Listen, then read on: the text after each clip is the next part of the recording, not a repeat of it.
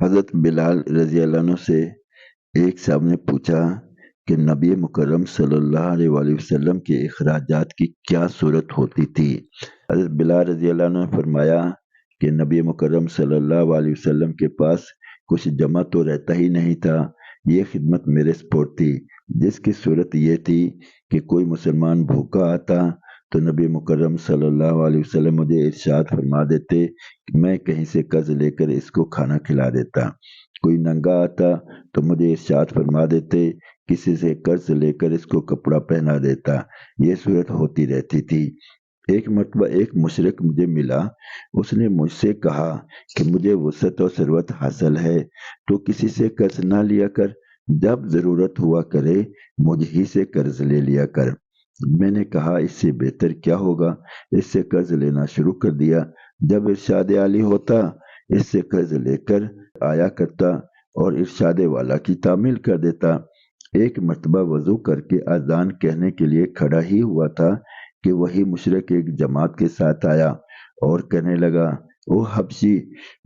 میں ادھر متوجہ ہوا تو ایک دم بے تحاشا گالیاں دینے لگا اور برا بھلا جو منہ میں آیا کہا اور کہنے لگا مہینہ ختم ہونے میں کتنے دن باقی ہیں؟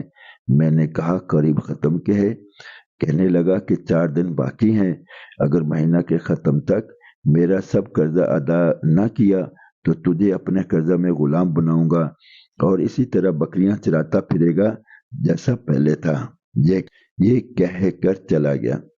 مجھ پر دن بھر جو گزرنا چاہیے تھا وہی گزرا۔ تمام دن رنج صدمہ سوار رہا اور عشاء کی نماز کے بعد حضور اکرم صلی اللہ علیہ وسلم کی خدمت میں تنہائی میں حاضر ہوا اور سارا قصہ سنایا اور عرض کیا یا رسول اللہ صلی اللہ علیہ وآلہ وسلم، نہ آپ کے پاس اس وقت ادا کرنے کو فوری انتظام ہے اور نہ کھڑے کھڑے میں کوئی انتظام کر سکتا ہوں۔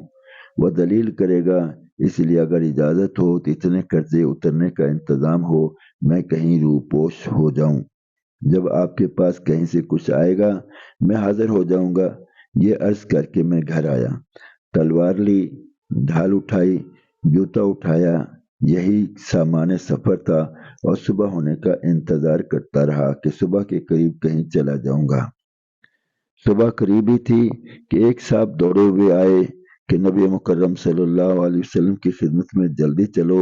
میں حاضر خدمت ہوا تو دیکھا کہ 4 اونٹنیاں جن پر سامان لدا ہوا تھا بیٹھی ہیں۔ حضور اکرم صلی اللہ علیہ وسلم نے فرمایا خوشی کی بات سناؤں کہ رب تعالیٰ جل شانہ نے تیرے قرضے کی بے باکی کا انتظام فرما دیا، یہ اونٹنیاں بھی تیرے حوالے اور ان کا سامان بھی۔ فدق کے رئیس نے یہ نذرانہ مجھے بھیجا ہے، میں نے رب تعالیٰ جل شانہ کا شکر ادا کیا اور خوشی خوشی اس کو لے کر گیا اور سارا قرضہ ادا کر کے واپس آیا۔ خاتم الانبیاء والمرسلین صلی اللہ علیہ وآلہ وسلم اتنے مسجد میں انتظار فرماتے رہے۔ میں نے واپس آ کر عرض کیا کہ حضور صلی اللہ علیہ وآلہ وسلم، اللہ تعالی جل شانہ کا شکر ہے کہ حق تعالی نے سارے قرضہ سے آپ کو سبکدوش کر دیا اور اب کوئی چیز بھی قرضہ کی باقی نہیں رہی۔ حضور نبی کریم صلی اللہ علیہ وسلم نے دریافت فرمایا کہ سامان میں سے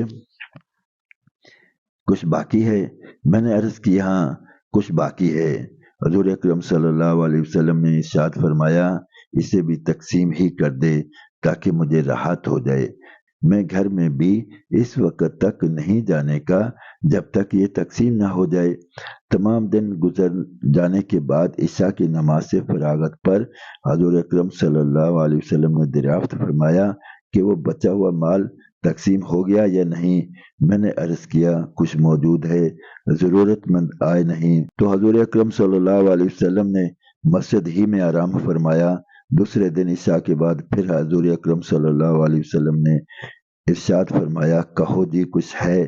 میں نے عرض کیا کہ حق تعالی جل شانہ نے آپ کو راحت عطا فرمائی کہ وہ سب نبٹ گیا۔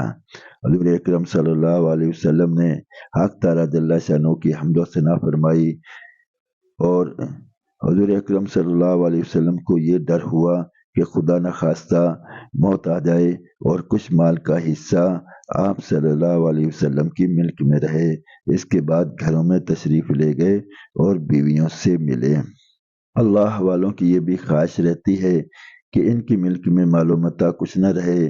پھر حضور اکرم صلی اللہ علیہ وسلم کا تو کیا پوچھنا، جو سارے انبیاء علیہ السلام کے سردار، سارے اولیاء کے سرتاج، حضور اکرم صلی اللہ علیہ وسلم کو اس کی خواہش کیوں نہ ہوتی کہ میں دنیا سے بالکل فارغ ہو جاؤں۔ بات یہ ہے کہ اول تو کسی مشرک اور کافر سے قرضہ لینا نہیں چاہیے، کیونکہ وہ تو ایک پالیسی کے تحت یہ کام کرتے ہیں۔ دوسرا، اگر لینے کی نوبت ہی آ جائے تو اس کو واپس ادا کرنے کی 100% نیت ہو، اور وہ قرضہ ایسے کام میں استعمال کیا جائے جو رب تعالیٰ جل شانہ کی رضامندی اور خوشنودی کے مطابق ہو۔ اسے کسی غیر شرعی کام میں استعمال نہ کیا جائے، تاکہ حق تعالیٰ جل شانہ اس کی واپسی کی استعداد بھی عطا فرمائے اور اس واپسی میں ہماری مدد بھی فرمائے۔ اللہ رب العزت اپنے پیارے نبی محمد کریم صلی اللہ علیہ وسلم کے نقش پا پر چلنے کی توفیق عطا فرمائے۔ آمین۔